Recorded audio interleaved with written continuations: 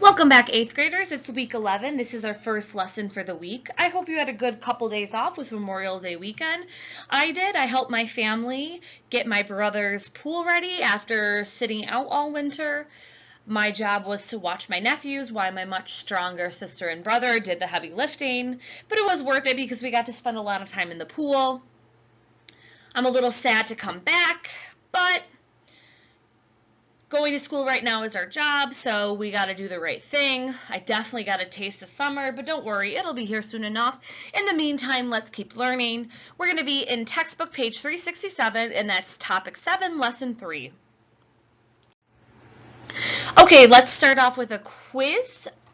This is a repeat question, so it should be easy peasy. Salt water has a higher density than fresh water, true or false? And you see a picture. As always, if you see a picture with a question, you should use the picture to help answer the question. So let's take a peek at the picture. So it looks like I have 2 glasses with an egg in each. 1 glass is fresh water, 1 glass is salt water. Fresh water, the egg is sinking. Salt water, the egg is floating. So I'm looking to do something with floating. Floating has to do with density. So remember, egg is made of the same material, so it has the same density. So in fresh water, that egg is more dense than the water, so it's sinking. In salt water, that egg is less dense than the water, so it's floating. Nothing changes in the egg. The only thing that changes is whether it's in fresh water or salt water. So salt water must be more dense because now that egg can float. So the correct answer is true. All right, so what are we going to learn about today? We're going to learn about deep ocean currents, and there's a reason we keep talking about freshwater and saltwater. I'll let you know in a minute, but in the meantime, I want you to remember that surface currents, so these are currents that aren't that deep, were moved by the wind and uneven heating of Earth. So that's what kind of powered the surface currents. Now, the ocean currents will be moved by temperature, density, and salinity. So that's why we keep talking about salt, and that's why we keep talking about density. Speaking of, let's review density and salinity for a little bit. So density is the amount of particles or atoms that can fit in a certain volume or space of an object. So here we go. I've got a square. The square is the same size, and I see that I have not so many green circles on the left, and I have a ton of green circles squeezed in on the right. So remember, the circles are going to represent atoms. So if you have particles or atoms that are spaced far apart, we're going to say that that material is less dense or has a lower density. On the opposite side, if particles are more close together, we say they're more dense or have a higher density. So it's about the amount of particles that is squeezed into a particular area. All right, so that's density. Let's move on to salinity. Salinity, does it sound like anything? To me, it sounds like salt. And salinity is the amount of salt in a body of water. So you got lots of different bodies of water. For example, a lake is a body of water and an ocean is a body of water. You can talk about different sizes of bodies of water. You can talk about different depths of bodies of water. You can also talk about salinity. So a lake is fresh water, so it's going to have low salinity. It will have a little bit of salt in it, but nothing compared to the ocean, which is high salinity because it's not fresh water, it's salt water. All those salt molecules squeezed into the regular water makes it more dense. All right. Let's talk about other conditions that make dense water or water with a higher density. So water will be dense if it is cold.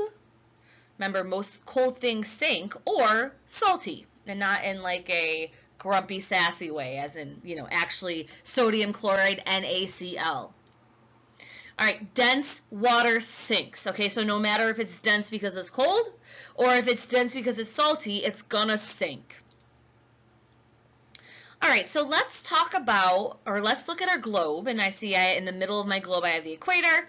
On the top I have the North Pole, on the bottom I have the South Pole. So what do you think is going to happen as water moves from the equator to the North Pole? Remember, the equator gets direct sunlight, so that water is going to be pretty warm. So when a warm current travels from the equator to the poles, it will gradually become colder, again, because it's moving to an area that doesn't get direct sunlight, and saltier. So because it's colder and saltier, it's more dense. Well, okay, I understand how it gets colder. We're moving from, a warm area to a cold area. That makes sense, but how does it get saltier? Well, water can become saltier as water evaporates, so changes from a liquid to a gas.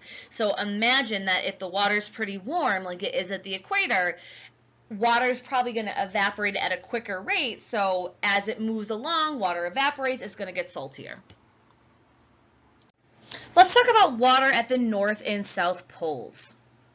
So there's a lot of ice at the poles for right now. Unfortunately, it's melting very quickly due to global warming, so that's something that we should be aware of and try to change as soon as possible. But in the past and currently, there is still ice at the poles. So ice is when water changes from liquid to a solid, and when water freezes, it doesn't take up the salt in the ice. So it's just going to be pure water that's in the ice, no salt. So salinity of the water will increase at the poles because that water's freezing and more salt is entering the water that is liquid. So with the higher salinity and cold temperature, water is going to sink, sink, sink, sink, sink. So cold and salty, dense water will flow along the ocean floor because it's that much denser, so it's going to go straight to the bottom. But let's not forget, it's not going to move in a straight line. The Earth is still spinning, the Earth is still rotating, so deep ocean currents, just like surface currents and just like winds, will curve because of the Coriolis effect. So that affects the air in our atmosphere all the way down to the ocean floor. So again, with the Coriolis effect, things don't move in a straight line. They curve a little bit because of the Earth's rotation. All right, guys, that's it for today. Let's end with a quiz. What conditions will make water dense and cause it to sink? Is it A, warm water, B, cold temperature and low salinity, so salinity means the amount of salt, so low amount of salt, C, low salinity, just low salinity, D, cold temperature and high salinity? 5, 4, 3, 2, 1. I'm going to get rid of warm temperature because usually when things are warm, the particles spread apart and they become less dense. So warm things tend to be less dense. Warm air is less dense. Warm water is less dense. I'm also going to get rid of low salinity because low salinity, like fresh water, is less dense than salt water, which has a high salinity. So the correct answer is cold temperature and high salinity. That's going to make dense or denser water. All right, guys, speaking of water, make sure that you drink a lot of it. It's going to be hot, hot, hot. And have a good day. I'll see you back here tomorrow.